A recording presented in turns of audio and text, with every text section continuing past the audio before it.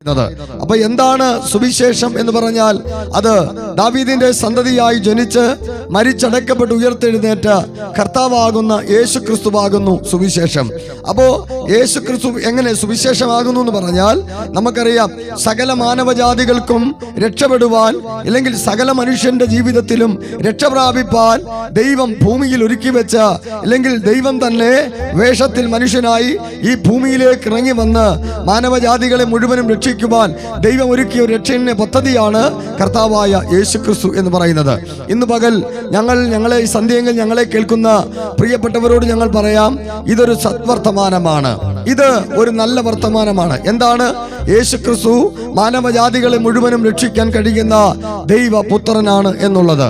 അതുകൊണ്ട് ഞങ്ങൾക്ക് വ്യക്തമായി വിളിച്ചു പറയാം, തകർന്നും തരിപ്പണമായി ജീവിതത്തിന്റെ പ്രതീക്ഷകൾ നഷ്ടപ്പെട്ട് എന്ത് ചെയ്യണമെന്നറിയാൻ കഴിയാതെ മനുഷ്യൻ ഒരു കയറിന്റെ മുമ്പില്, വിഷക്കുപ്പിയുടെ മുമ്പില് ജീവിതത്തെ അവസാനിപ്പിക്കാൻ വല്ലാതെ വ്യഗ്രതയോടെ നിൽക്കുമ്പോൾ, അങ്ങനെ തകർന്നിരിക്കുന്ന മനുഷ്യന്റെ ജീവിതത്തിന് നിത്യരക്ഷയും സമാധാനവും നൽകിത്തരാൻ കഴിയുന്ന ഒരു രക്ഷകനാണ് കർത്താവായ യേശു. അതുകൊണ്ട് ഞങ്ങൾ ഈ വർത്തമാനം, ഈ നല്ല സുവിശേഷം നിങ്ങളോട് പങ്കുവെക്കുവാൻ ഞങ്ങൾ ആഗ്രഹിക്കുകയാണ്.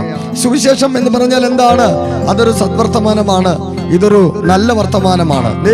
നമ്മുടെ വീടുകളിലും വീതികളിലും ഒക്കെയും പത്രമാധ്യമങ്ങളിലൂടെ, അത് മാത്രമല്ല വാർത്താ മീഡിയകളിലൊക്കെ നമ്മൾ ശ്രവിക്കുന്ന ഓരോ വാർത്തകൾ നമ്മൾ എടുത്തു പഠിച്ചാൽ, പണ്ട് പത്രങ്ങൾ വീടിന്റെ മുറ്റത്തിടുമ്പോൾ ഓടിച്ചെന്ന് ആരാ എടുക്കുന്നെന്നുള്ള വാശിയോടുകൂടെ, മത്സരത്തോടുകൂടെ ഓടിച്ചെന്ന് കഴിഞ്ഞ കാലഘട്ടങ്ങൾ പണ്ട് വാർത്തകൾ വായിക്കേണ്ടതിന് പത്രങ്ങൾ എടുക്കാറുണ്ടായിരുന്നു.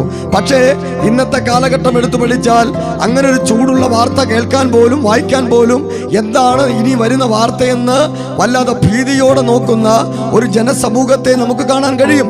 അതുകൊണ്ട് എന്നെ കേൾക്കുന്ന പ്രിയരെ, ഇന്ന് നമ്മുടെ വീടുകളിലും അപ്പോൾ നമ്മുടെ കയ്യിലിരിക്കുന്ന സോഷ്യൽ മീഡിയ വഴിയൊക്കെ നമ്മൾ കേൾക്കുന്ന വാർത്തകൾ മനുഷ്യന്റെ ജീവിതത്തെ തകർത്ത് കളയുന്ന തരത്തിലേക്ക്, മനുഷ്യന്റെ ജീവിതം വല്ലാതെ തകർന്നു പോകുന്ന, ഇല്ലെങ്കിൽ കൊലപാതകങ്ങളും അതുപോലെ തന്നെ പലവിധമായ ആത്മഹത്യ, അങ്ങനെ പോലെയുള്ള വാർത്തകൾ കണ്ട് വല്ലാതെ മനുഷ്യൻ ഞെട്ടിത്തിരിഞ്ഞിരിക്കുമ്പോൾ, ഞങ്ങൾ ഇന്ന് പകൽ ഈ സന്ധ്യയെങ്കിൽ നിങ്ങളോടൊരു സദ്വർത്തമാനം പറയുന്നു.